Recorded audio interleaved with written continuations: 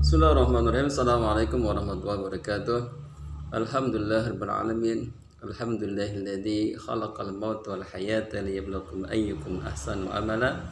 Asyhadu an la ilaha illallah wahdahu la syarikalah wa asyhadu anna Muhammadan abduhu wa rasuluh. Allahumma shalli wa sallim wa barik ala sayyidina Muhammadin wa ala ali sayyidina Muhammad. Waradallahu an sadadina Abi Bakrin wa Umar wa Utsman wa Ali wa ali sahabati ajmain wa anit tabi'in bitabi'ut tabi'in isainin ila yaumiddin. Allahumma faqihna fiddin wa alimna al-Qur'an wal hikmah. Raditu billahi rabba wa bil islami dina wa bi Muhammadin nabiyya wa rasulah. Rabbi zidni ilma warzuqni fahma. Qala ta'ala fil Qur'anil Karim, a'udzu billahi minasyaitonir rajim. Bismillahirrahmanirrahim. Ya ayyuhalladzina amanu kutiba alaikumus syamu kama kutiba alal ladzina min qablikum la'allakum tattaqun. Rabbi shrah li sadri wa yassir li amri wa hlul 'uqdatam min lisani yafqahu qawli. Sahabat yang dimuliakan Allah SWT, alhamdulillah hari ini kita sebentar lagi insyaallah akan masuki bulan suci Ramadan 1444 Hijriah. Tentu saja kita ucapkan marhaban ya Ramadan. Semoga apa yang akan kita kerjakan di bulan Ramadan ini tentu saja membuahkan hasil yang maksimal, dan kita berharap semata-mata karena ridha Allah SWT mampu meningkatkan kualitas amal ibadah kita di bulan Ramadan tahun ini insyaallah. Sahabat, pada kesempatan siang hari ini kami akan berbagi 10 kiat bagaimana kita bisa sukses di bulan Ramadan tahun ini insyaallah. Yang pertama adalah tentu saja kita harus gembira dan senang serta bersyukur. Kenapa? Karena saringan Ramadan, puasa Ramadan ini Allah panggil dengan kalimat ya ayyuhalladzina amanu. Maka di antara ciri orang beriman itu adalah dia merasa gembira, senang. Sehingga ketika Ramadan datang wajahnya berseri, meskipun bisa jadi ada di kalangan saudara-saudara kita mungkin ada yang belum punya untuk bekal berbuka atau sahurnya, tetapi ketika Ramadan datang dia gembira, senang. Yang kedua adalah bersyukur. Kenapa bersyukur? Karena sudah jauh-jauh hari kita minta kepada Allah dengan doa-doa kita, dengan doa yang sudah Rasulullah tuntun. Allahumma barik lana fi Rajab wa Sya'bana wa balighna Ramadan. Dan hari ini insyaallah beberapa jam lagi kita akan berjumpa dengan Ramadan, maka kita bersyukur kepada Allah. Kita bayangkan ada di antara saudara-saudara kita menjelang Ramadan kemudian Allah panggil, maka bersyukurlah kita ketika Allah hadirkan Ramadan dalam kehidupan kita. Yang kedua adalah kiat yang kedua adalah tentu saja good starting atau permulaan yang kuat, yang hebat. Jika awalnya kita sudah kuat, maka mudah-mudahan insya Allah di akhir kita tetap hebat. Jika awalnya kita sudah semangat, maka insya Allah di akhir kita juga semangat. Artinya tidak ada hari-hari Ramadan yang lewat begitu saja, tetapi kita lalui dengan semangat ibadah yang terus-menerus terjaga. Kemudian yang ketiga adalah tentu saja kita mohon kepada Allah SWT, mohon pertolongan kepada Allah supaya apa yang kita akan kerjakan, semua amal kebaikan yang kita kerjakan di bulan Ramadan mampu kita lalui semuanya atau mampu kita capai secara maksimal. Dan kita harus ingat bahwa syariat pertolongan itu akan datang ketika kita mendahulunya dengan ibadah. Iyyaka na'budu wa iyyaka nasta'in. Maka hanya kepadamu ya Allah kami menyembah, dan hanya kepadamu kami memohon pertolongan. Kemudian yang keempat adalah mari kita kembali untuk belajar kurikulum Ramadan kepada generasi terbaik, yaitu generasi para sahabat, dan tentu saja kepada Rasulullah, generasi para sahabat dan para salafus saleh melalui guru-guru kita. Kita bisa kembali baca sirah nabawiyah, kita baca fikih Ramadan, fikih puasa, kita baca kembali kitab-kitab yang berkaitan dengan bagaimana para sahabat mengisi hari-hari di bulan Ramadan. sehingga giroh kita semakin bertambah. Saya menyarankan momentum terbaik adalah Ramadan untuk kembali membaca buku-buku sirah nabawiyah dan sirah-sirah para sahabat gitu ya, dan generasi para salafus saleh yang telah mendahului kita. Kemudian yang kelima adalah good planning untuk mendapatkan target-target maksimal. Perencanaan yang baik. Apa sebab? Jika kita tidak merencanakan, maka ketahuilah sahabat semua, di saat yang bersamaan maka iblis pun merencanakan kebalikan dari kita.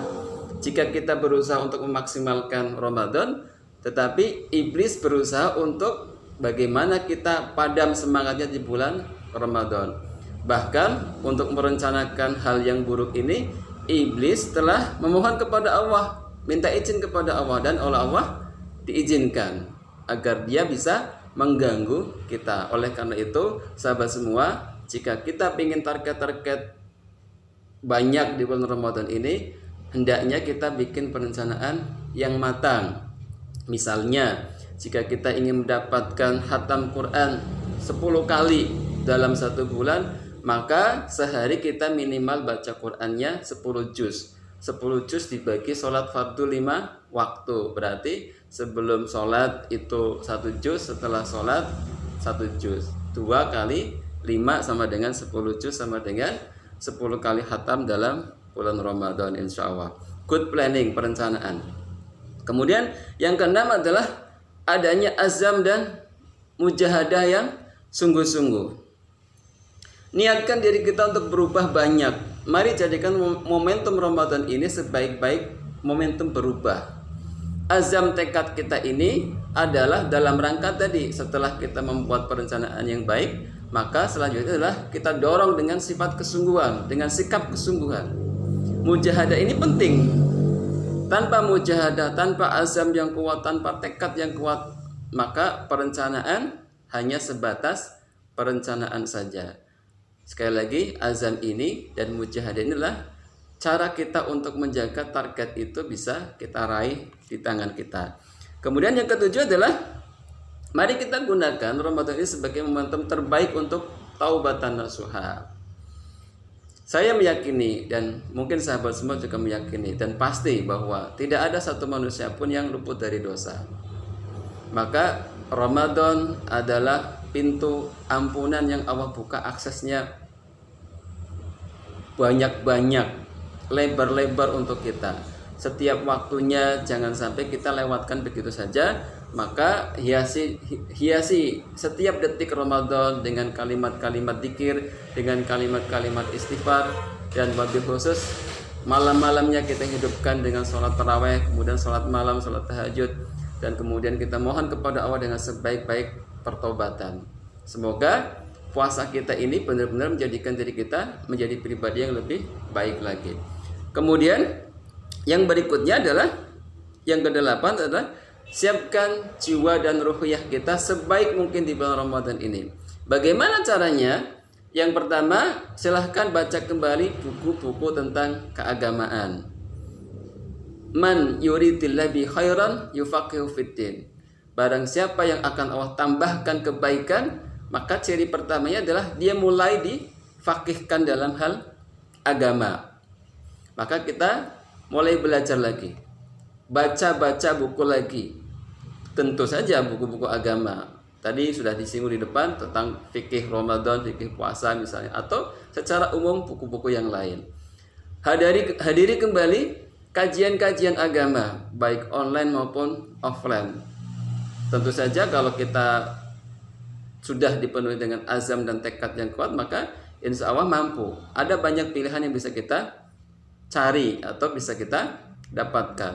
Kajian subuh, kultum taraweh, kultum menjelang maghrib, berbuka puasa, dan sebagainya, online maupun offline, insya Allah ada gitu ya, dengan materi dari para guru-guru kita. Kemudian yang kesembilan adalah kita belajar untuk memerangi hawa nafsu. Kelemahan kita ketika bulan Ramadan adalah yang kita siapkan hanya untuk urusan perut.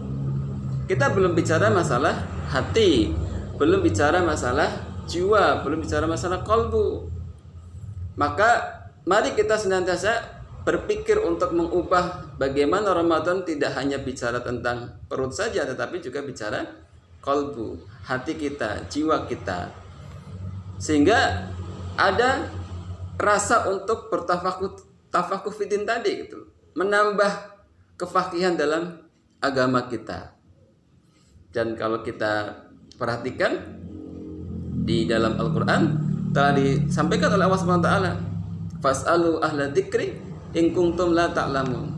Kita disuruh bertanya jika kita tidak tahu. Silahkan datangi sumber-sumber ilmu, datangi guru-guru kita, datangi yang bisa menyebabkan jiwa dan hati kita itu terjaga.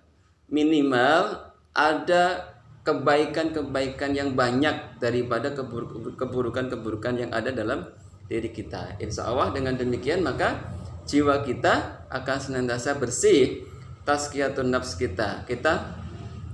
Jiwa kita akan terbersihkan dengan momentum Ramadan. Ini adalah waktu yang pas untuk kita berubah.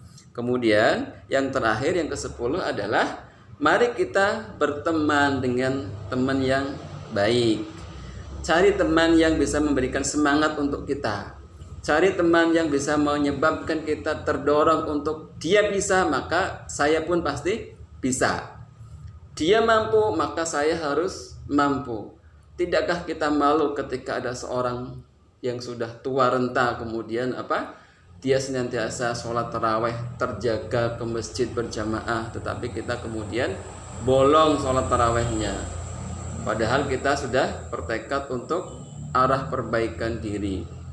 Semoga dengan kita mencari banyak teman-teman yang bisa menyebabkan diri kita makin baik, makin soleh, makin bertambah kebaikannya, makin bertambah kebaikan akhlaknya, maka ini adalah saat yang tepat untuk mencari teman yang baik. Jangan sampai Ramadan ini justru kita berteman dengan yang membuang waktu. Percuma, sia-sia Ramadan berlalu tetapi tidak ada amalan-amalan terbaik yang bertambah. Maka kunci untuk mendapatkan kebaikan itu salah satunya adalah cari teman, cari komunitas yang mendukung untuk menambah kebaikan diri kita. Insya Allah kita mohon kepada Allah, Allahumma nas'aluka ilman nafi'an wa rizqan thayyiban wa amalan mutaqabbalan. Semoga Allah terima amal ibadah kita di bulan Ramadan, dan mudah-mudahan keluar dari madrasah Ramadan ini ada 3 kebaikan yang kita dapatkan. Yang pertama, kebaikan untuk diri sendiri, yang kedua, kebaikan untuk keluarga, dan yang ketiga adalah kebaikan untuk masyarakat di sekitar kita. Artinya kehadiran kita membawa manfaat yang begitu nyata baik untuk diri, keluarga, dan masyarakat secara luas.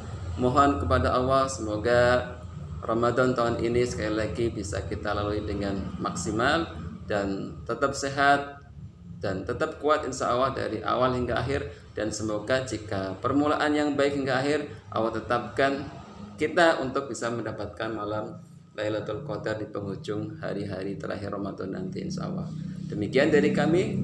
Mohon maaf bila ada kurangan, kesalahan. Sekali lagi bila mana pernah berinteraksi dengan kami pribadi, sekali lagi mohon maaf lahir batin. Marhaban ya Ramadan. Semoga kita bisa melaksanakan puasa Ramadan dengan maksimal insya Allah. Demikian, kurang lebih mohon maaf. Assalamualaikum warahmatullahi wabarakatuh.